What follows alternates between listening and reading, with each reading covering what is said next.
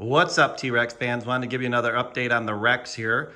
So I'm right at 1,500 miles. Things continue to go well. I finally got the reverse leak fixed a few days ago, and Campagna sent a whole new reverse unit, which I definitely don't think was necessary, but they sent the whole new reverse, and D&M Motorsports, who's excellent customer service, installed it because that's the place where I bought the Campagna from, as many as you know, and they continue just to have excellent, outstanding customer service.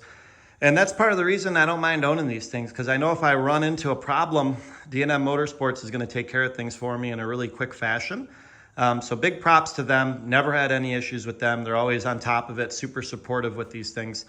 That being said, I anticipated the reverse upper bronze bolt to leak like they do on all these things. And they installed a new reverse, and by the time I got home, it was already leaking. So just a few miles, and they kind of leak right out of the box. I haven't heard of anybody buying these things and that bolt not leaking.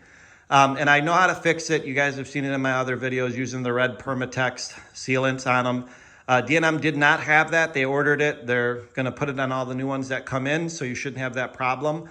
And that's what it's all about, just making sure that you're learning from what's going on with these things and, you know, helping the people who buy them out in the future.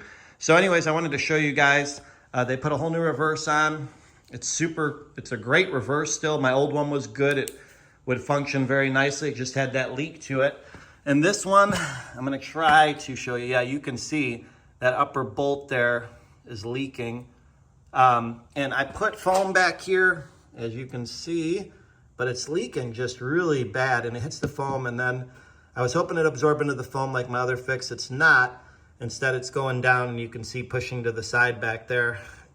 You know, there's not an issue with the level. The level's good.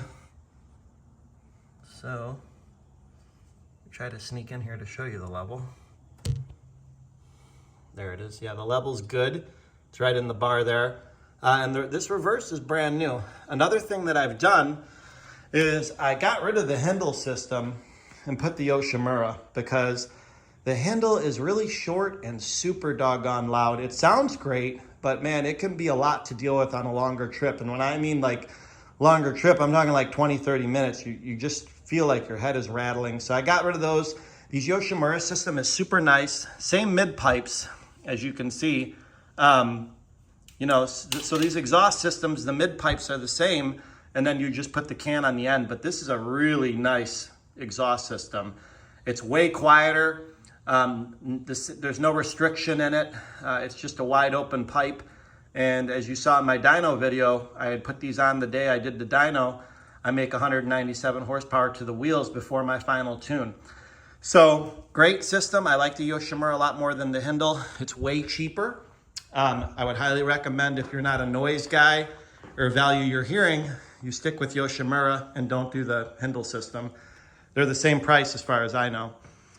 So yeah, then you saw my other video. I did the tune. The final tune on this thing is most likely making about 210 to 215 horsepower to the wheel, because the tune that I had on before it was not a custom tune, which is why I went to the dyno. And we did AFR readings, have figured out exactly what to do on this thing. It's running incredible. Campagna left a lot on the table using the stock ECU tuning of a ZX14. I've said it before in my other videos. You know, that tune is for a motorcycle that pops wheelies in literally every gear, and it's heavily restricted.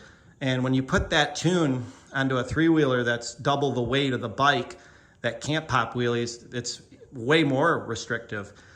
So the one thing you'll notice when you tune these things is, man, it feels like it just picks up power everywhere, especially in the upper gears, like 4th, 5th, 6th gear. Really move out on this thing now. It still, you know, slows down quite a bit around 130, 35 miles an hour. Not too many people are going to be doing those speeds. But, you know, 0 to 100, 110, this thing will keep up with just about anything, unless you're, you know, cruising around in an electric car or a McLaren 720 or something like that. I've done some videos. The 40 to 100 time, I believe, is now 5.6 seconds with the final tune on it. It was 6 seconds before. So it picked up a little bit there too.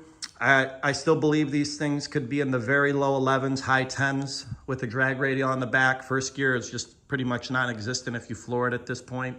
So I did look into adding a drag radial. There's a couple different options there, which I'm probably gonna eventually do as we get into the fall weather. But that's the update at this point. Super happy. This one has been my best one yet. Haven't had any problems other than the reverse leak. Nothing like my second one, which had quite a bit of issues.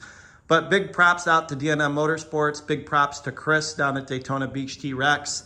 They have both been incredible supporting me with this thing. And that's part of the ownership process, is when you just feel that level of support where you don't have to worry about anything. You know, hey, something might go wrong, but they're going to be there for you. Any questions, feel free to comment.